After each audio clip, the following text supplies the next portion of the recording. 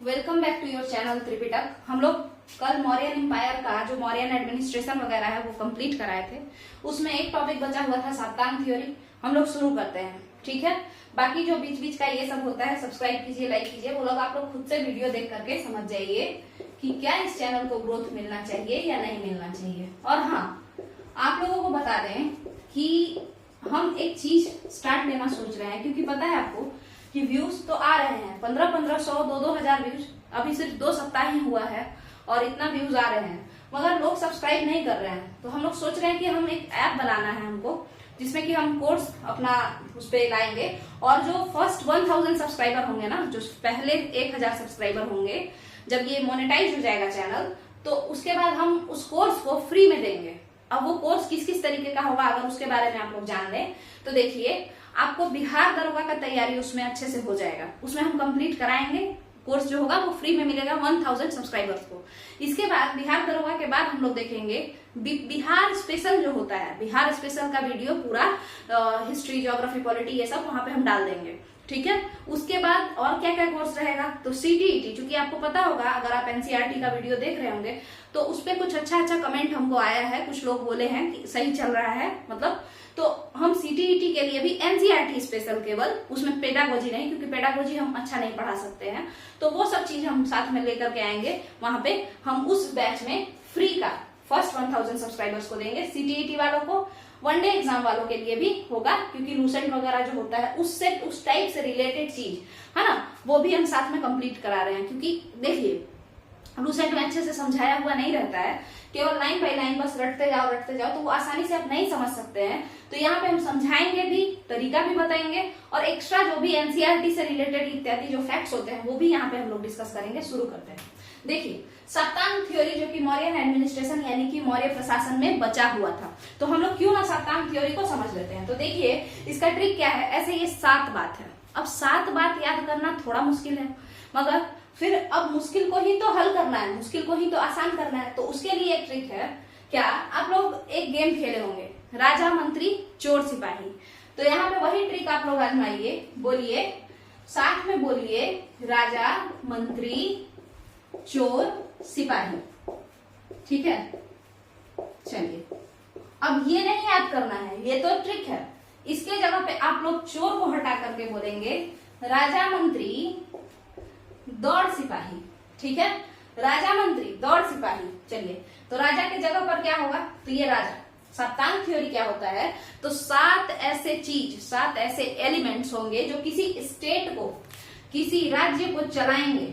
या यूं कहिए, ये समझिए, ये कह सकते हैं हम लोग कि राज्य कैसे बनेगा, तो इन 7 लोगों से मिलकर के बनेगा। वो 7 कौन कौन से चीज है, उन्हीं के बारे में तो सप्तांग थ्योरी में चाणक्य बताए हैं। अर्थशास्त्र का है ये सप्तांग थ्योरी। देखिएगा, तो राजा तो एक है ही, राजा पहला मेंबर कौन हो गया, राजा हो गया। दूसरा मेंबर मंत्री। मंत्री को आपको पता होगा कि मंत्री को, अगर आप ये वीडियोस देख रहे होंगे, इसका पार्ट 1 पार्ट 2 ये सब, तो आपको पता होगा कि मंत्री को मौर्यन पीरियड में मंत्री नहीं कहा जाता था, तो क्या कहा जाता था, अमात्य कहा जाता था या महामत्य कहा जाता था, ठीक है। तो देखिए, तो दूसरे नंबर के हो गए अमात्य यानी मंत्री। दौड़ से याद कीजिएगा दुर्ग। क्या याद कीजिएगा, दुर्ग। दुर्ग मतलब क्या होता है, फोर्ट। अब ये फोर्ट क्या होता है, तो देखिए, मान के चलिए कि ये एक सिटी है। अब इसके चारों ओर अगर हम दीवार उठा दें, है ना, अनारकली की तरह इसको चुनवा दें, चारों ओर इसके दीवार उठवा दें, है ना, मतलब इसको चारों तरफ से किलेबंदी कर दें, घेर दे चारों ओर से, इस सिटी को चारों ओर से घेर दें, तो इसको क्या कहेंगे, ये जो घिराव हुआ है ना, इसी को किलेबंदी कहेंगे। और ये जो ऊंचा ऊंचा दीवार है, इसी दीवार को हम लोग दुर्ग कहेंगे। आपको बता दें कि दुर्ग, कई लोग सोचते हैं कि दुर्ग पत्थर का होता होगा, तो लकड़ी का होता होगा, तो मिट्टी का होता होगा। तो इस पे कोई ऐसा स्पेसिफिक नहीं कह सकते हैं आप कि दुर्ग पत्थर से ही बनेगा, यानी दीवार जो है बड़ा सा वो पत्थर का ही बनेगा। आप देखे होंगे कि धोलावीरा में, अगर आप वीडियो देख रहे हैं यहाँ पे, तो हम बताए हैं कि धोलावीरा में जो किलेबंदी था, जो चारों तरफ से घेरा गया था, जो फोर्टिफिकेशन हुआ था ना एस्पिरेंट्स, तो वो जानते हैं क्या किस चीज से हुआ था, पत्थर से हुआ था। वही मोहनजोदारो की अगर बात करें, तो वहां पे जो किलेबंदी हुआ था ना, वो पकी हुई मिट्टी के ईंटों से हुआ था। और अगर आप अपने पाटलिपुत्र की बात कर रहे हैं, अब अपना पाटलिपुत्र हम यहाँ पे क्यों कह रहे हैं कि अभी हम लोग मौर्यन एम्पायर को पढ़ रहे हैं, तो अगर आप अपने पाटलिपुत्र की बात करेंगे तो उस समय में आप देखेंगे कि जो फोर्टिफिकेशन हुआ था ना उनका पाटलिपुत्र का, आप देखेंगे मेगास्थनीज बताते हैं, है ना, मेगास्थनीज बताते हैं कि क्या क्या है, कैसे मतलब इसका फोर्टिफिकेशन हो रखा है। वो टिम्बर का हुआ था, टिम्बर माने लकड़ी का हुआ था, ठीक है, लकड़ी का दीवार बनाया गया था, लकड़ी से उसको छाया, मतलब ऐसा नहीं कि दीवार खड़ा कर करके खेत में कैसे लगा देते हैं, तो वैसे ही चारों तरफ से लकड़ी का किया गया था। अब आगे समझिएगा, तो दुर्ग तो आपको समझ में मेरे हिसाब से आ ही गया होगा, है ना। तो एक तो ये हो गया राजा, अमात्या, दुर्ग, राजा, मंत्री, दौड़, सिपाही से, सिपाही को सिपाही ना बोल करके बल बोला जाता था, बल, बल या फिर इंग्लिश में बाला, बाला मूवी बाला। चलिए, तो बल, इसको आर्मी, ये हो गया। तो ये चार चीज तो बहुत जरूरी है। अब आप बताइए, ये सब हो गया, मान के चलिए आप क्या किए, आपको अचानक से राजा बनने का शौक हो गया, या किसी को रजिया सुल्तान की तरह कोई लड़की है तो उसको रानी बनने का शौक हो गया। अब वो सोची कि ये काम करते हैं, सोची, और मतलब मान के चलिए इंसान सोचा कि चलो राजा बनते हैं, तो राजा तो हम हो गए। उसके बाद अपने फ्रेंड को या अपनी बहन को, अपने भाई को बोला कि तुम मंत्री बन जाना, तो वो भी हो गया। उसके बाद ईंटा वगैरह भी इकट्ठा कर लिए, चलो अपना घर घेर देते हैं, ठीक है, चलिए। उसके बाद क्या है, तो आर्मी के लिए तो बाकी लोग अपना इकट्ठा कर लेंगे।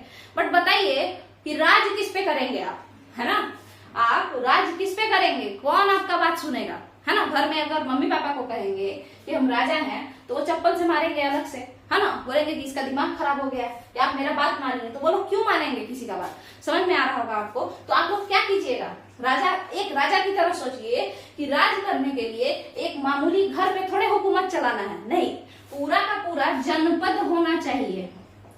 अब ये जनपद क्या है, तो टेरिटरी।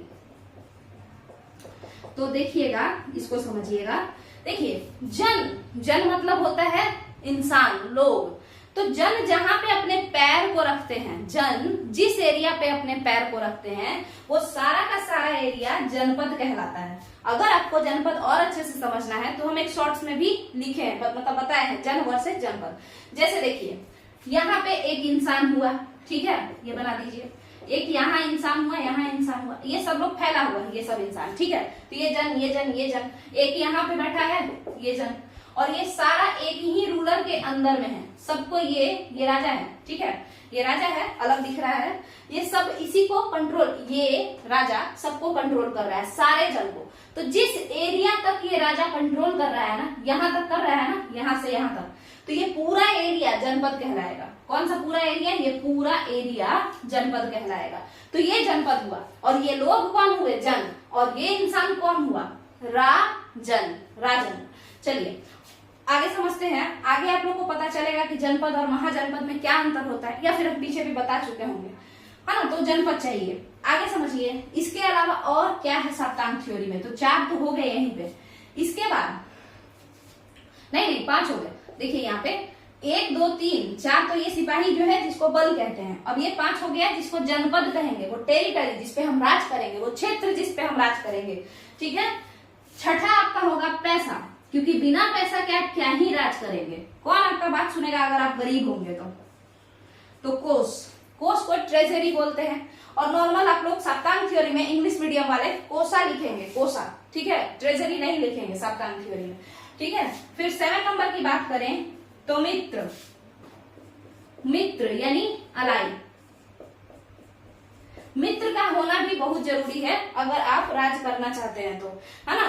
तो मित्र कौन हो सकता है, तो हो सकता है कोई लड़का हो सकता है कोई लड़की हो सकता है आपकी खुद की वाइफ हो। मित्र कौन, जो कि आपका डिसीजन सही से ले। मित्र वो होगा जो आपको राजपाट को चलाने में, सही डिसीजन लेने में मदद करे, ठीक है। तो हम उसको मित्र कंसीडर करते हैं, ठीक है। तो इसका ये मतलब नहीं है कि कोई बाहरी मित्र होगा, अंदर का मित्र दोस्त हो सकता है आपका, हो सकता है आपका भाई बहन हो जो डिसीजन ज्यादा अच्छे से लेता हो, आपका मदद करता हो, तो वो मित्र हुआ।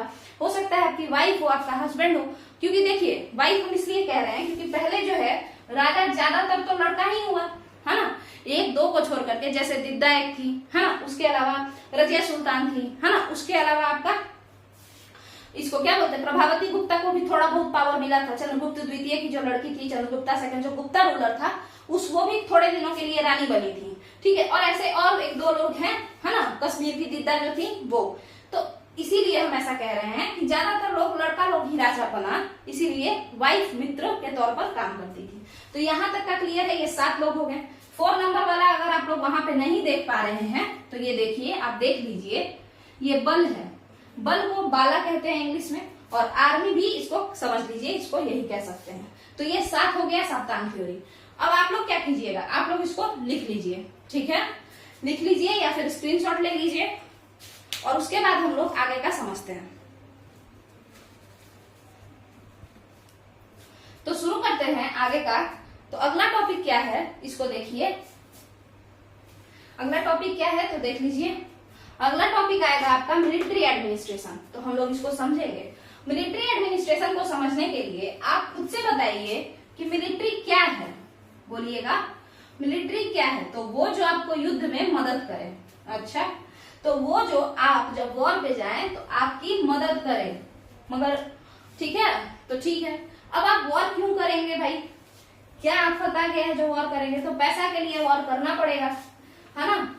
अब यहाँ पे समझिए जरा सा 2-3 बात, उसके बाद हम लोग समझेंगे मिलिट्री एडमिनिस्ट्रेशन को। जरा सा समझिएगा।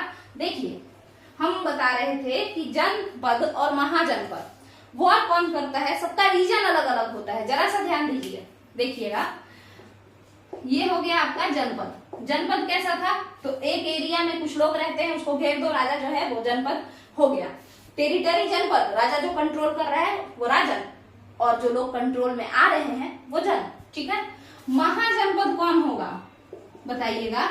तो देखिए, एक ऐसा जनपद जो बहुत बड़े एरिया में है, बहुत बड़े एरिया में। अब कितना बड़ा, इमेजिन कीजिए। देखिए, मतलब कि इतने बड़े एरिया में है कि पाटलिपुत्रा से शुरू हो रहा है, पाटलिपुत्रा से शुरू होकर के और जा रहा है अफगानिस्तान तक। अब बताइए आप कि इसमें कितने टाइप के लोग आपको मिलेंगे, है ना, गोरे काले, दिखने में अलग अलग, है ना, थोड़े से नाटू, कुछ लोग लंबे, इस टाइप के सभी तरीके के लोग मिलेंगे। क्यों ऐसा होता है, ज्योग्राफी की वजह से। जो जिस टाइप का, जैसे सुनिएगा, अगर कोई पहाड़ पे रहता हो तो पहाड़ पे जो रहेगा वो कैसा दिखेगा, तो थोड़ा सा उसका नाक बैठा रहता है। जो लोग साउथ इंडिया में रहेंगे तो वो लोग थोड़े थोड़े मतलब सांवले होंगे। जो लोग नॉर्थ इंडियन होंगे तो उसमें भी 2 टाइप के रंग के लोग होंगे, है ना। तो अलग अलग जगहों पे रहने के वजह से लोग अलग अलग होते हैं। क्लास की वजह से भी अमीर लोग थोड़ा सुंदर दिखेगा, गरीब लोग थोड़ा कम सुंदर दिखेगा। तो इस तरीके का हिसाब किताब है। तो और भी खाना पीना भी अलग होगा। अगर कोई पाटलिपुत्रा का है तो वो गंगा जी के किनारे रहता है, तो वहां पे क्या मिल रहा है उसको, पूरा फर्टिलिटी है, धान अच्छा हो रहा है, गेहूं अच्छा हो रहा है, तो वो शाकाहारी बन जाएगा, है ना। उसको मर्डर करने का कोई जरूरत नहीं पड़ेगा। देखिए, इंसान कभी भी झगड़ा नहीं करना चाहता है। हम समझाए हैं अपने एनसीईआरटी वाले टॉपिक में कि अचानक से हम लोग झगड़ा नहीं करते हैं। जब कोई चीज नहीं मिलता है तो हम लोग झगड़ा करना शुरू कर देते हैं, चलो छीन के खाते हैं।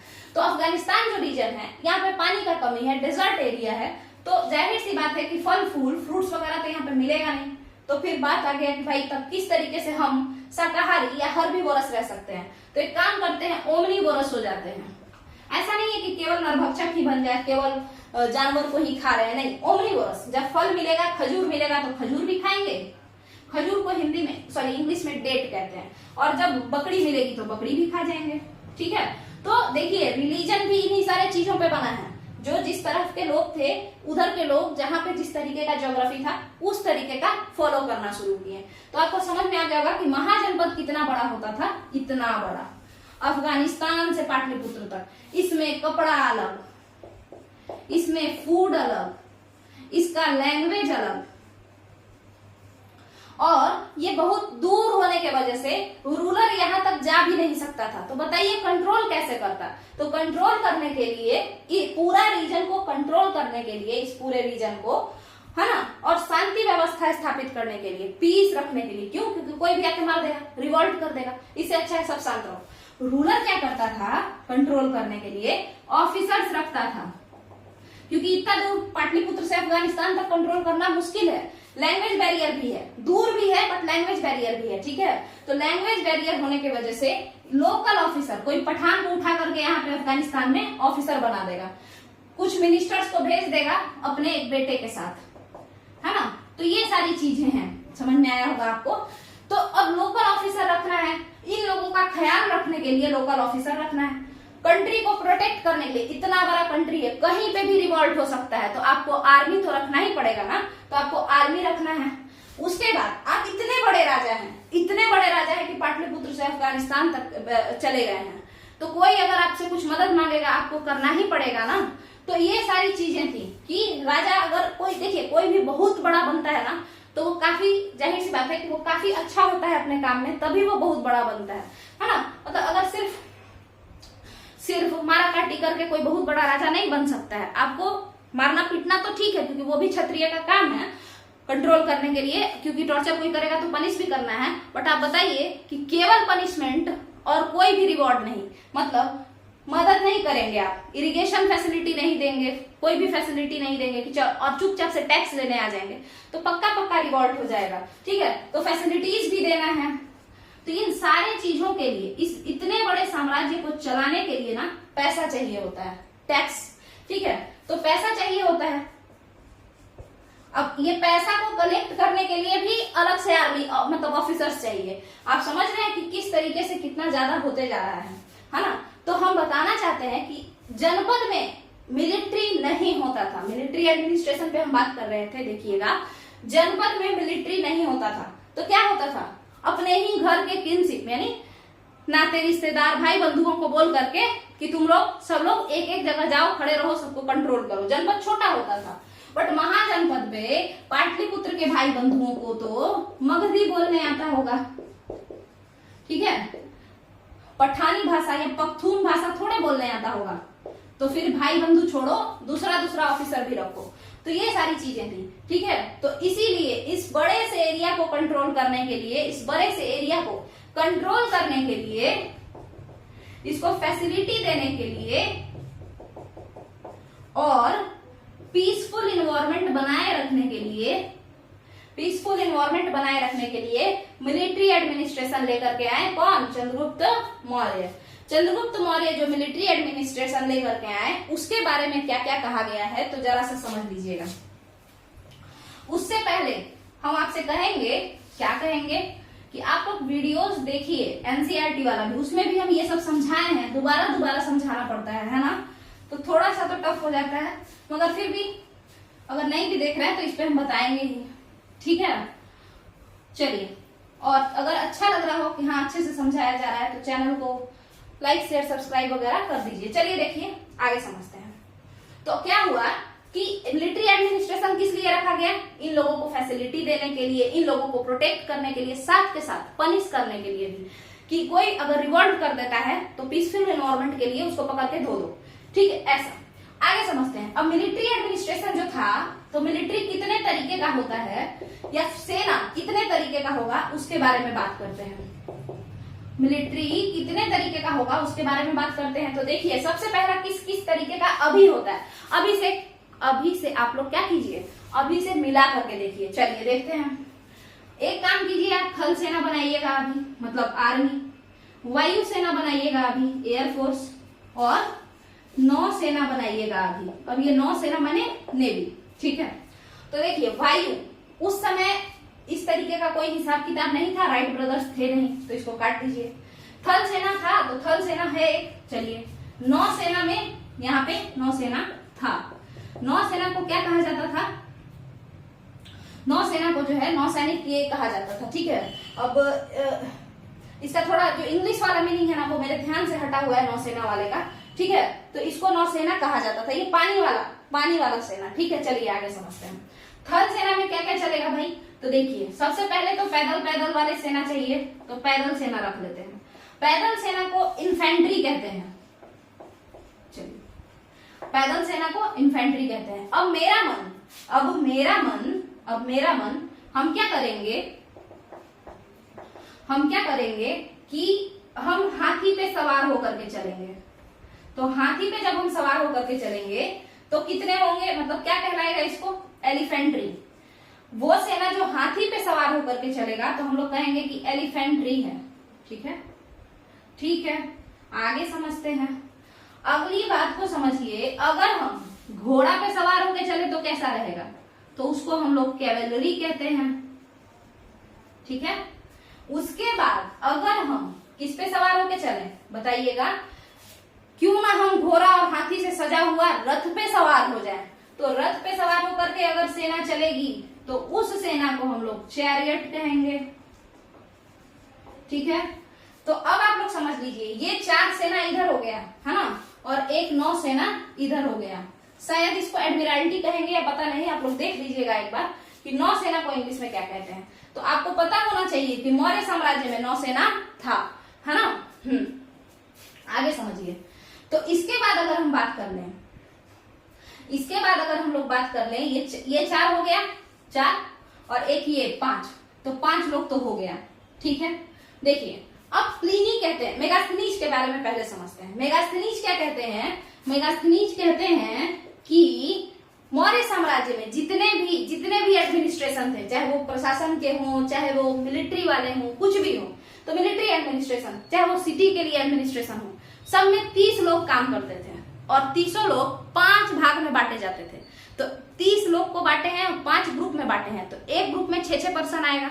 ठीक है, तो देखिए उसी को, तो मेगास्थनीज के हिसाब से एक ग्रुप में 6 पर्सन, तो टोटल ग्रुप कितना? 5 ग्रुप, है ना। एक ग्रुप में 6 पर्सन, तो टोटल ग्रुप कितना? सॉरी, एक ग्रुप में 5 पर्सन, तो टोटल ग्रुप कितना? 6। तो यहाँ पे देखिए मेगास्थनीज के हिसाब से कितने आपका मिलिट्री एडमिनिस्ट्रेशन में कितना ग्रुप हुआ? 6 ग्रुप, एक ग्रुप में 5 पर्सन, तो ऐसे करके 30 लोग 6 ग्रुप में बट जाएंगे। ठीक है, अब समझिए। तो पहला ग्रुप आपका क्या हुआ? पैदल सेना। पैदल सेना मतलब इन्फेंट्री।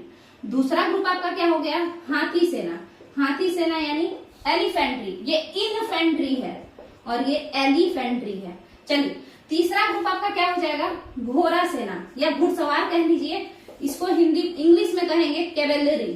ठीक है, 4th नंबर वाला ग्रुप आपका हो जाएगा रथ, तो ये हो जाएगा चैरियट। इसी तरीके से 5th नंबर वाला ग्रुप आपका हो जाएगा नौसेना। नौसेना का इंग्लिश शायद एडमिरल्टी होगा, आप लोग एक बार सर्च कर लीजिएगा। और नौसेना का मतलब, इंग्लिश मीडियम वालों ध्यान से सुनो, नौसेना का मतलब अगर नहीं पता है तो ये पानी वाला जो सेना होता है उसी को कहते हैं। ठीक है, चलिए आगे समझते हैं। छठा जो है, क्योंकि 30 लोग हैं और 5-5 के ग्रुप में हैं, 5 लोग एक ग्रुप में, तो बताइए ग्रुप कितना बना? ग्रुप बना 6 ग्रुप बना। तो यहाँ पे तो 5 ही ग्रुप है। एक और ग्रुप कौन सा था? तो देखिए छठा ग्रुप था ट्रांसपोर्ट के लिए। मेगास्थनीज कहते हैं कि छठा ग्रुप था सेना था, जो कि ट्रांसपोर्टिंग सेवा पे ध्यान देता था। छठा ग्रुप जो था, 6th ग्रुप जो था, वो भी सेना के ही लोग थे, मगर वो क्या करते थे? वो ट्रांसपोर्टेशन पे ध्यान देते थे। तो ट्रांसपोर्टेशन पे क्या ध्यान देते थे?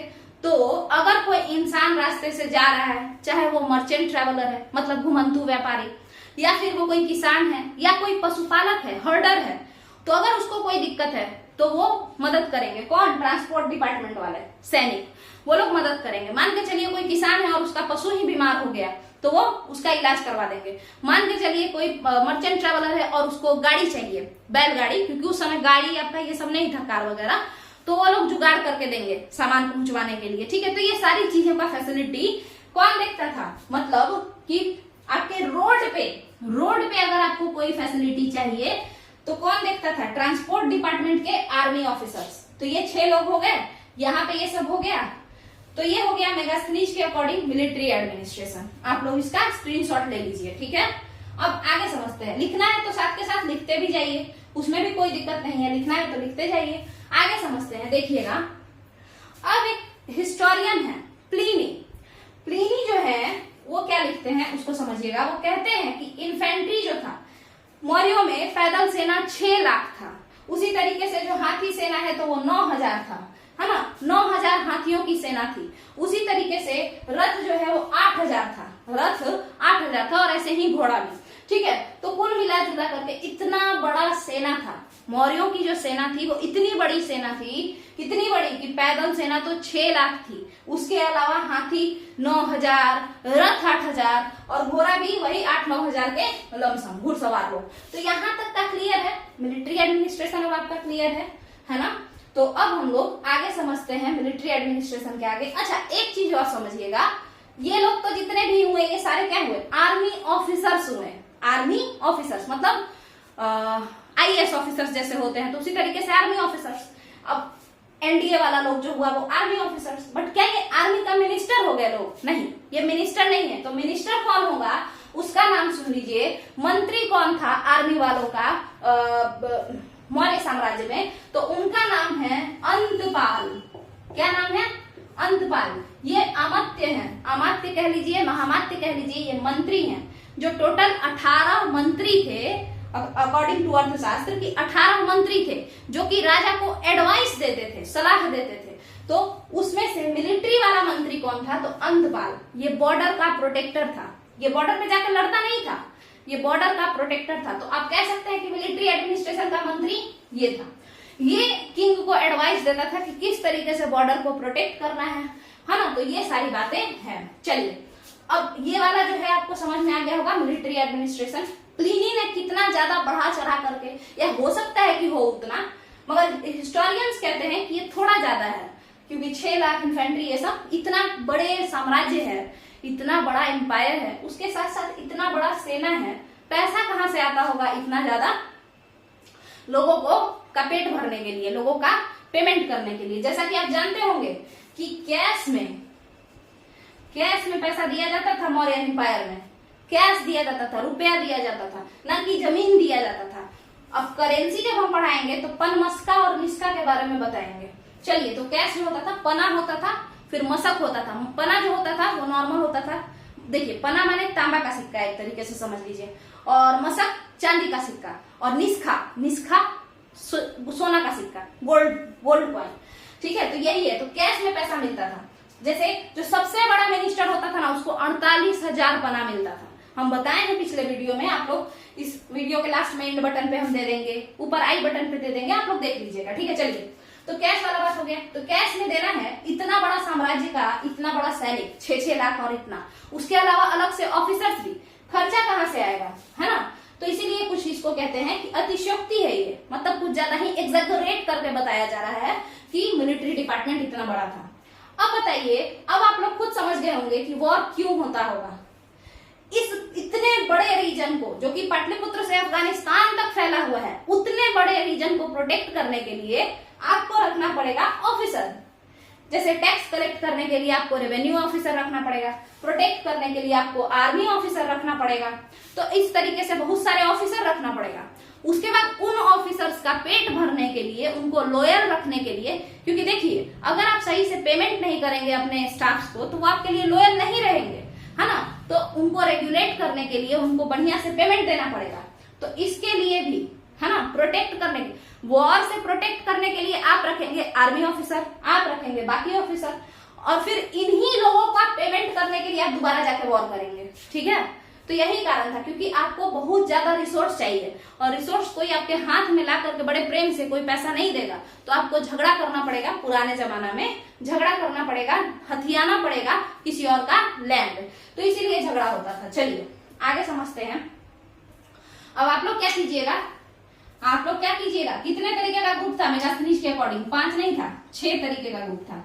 6 ग्रुप था मिलिट्री एडमिनिस्ट्रेशन या किसी भी एडमिनिस्ट्रेशन। इसका स्क्रीनशॉट ले लीजिए। हम लोग अगला टॉपिक एस्पियोनेज सिस्टम देखते हैं।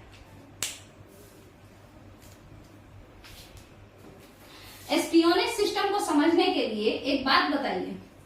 मान के चलिए कि आप किसी को पैसा दे रहे हैं, तो आप जाहिर सा बात है कि उस पर कंट्रोल करेंगे, देखेंगे कि पैसा देने के बाद ये कर क्या रहा है, क्या ये सही से काम कर रहा है या बस फांकी मार रहा है, मतलब बस बेवकूफ बना रहा है ना। समझिए आगे।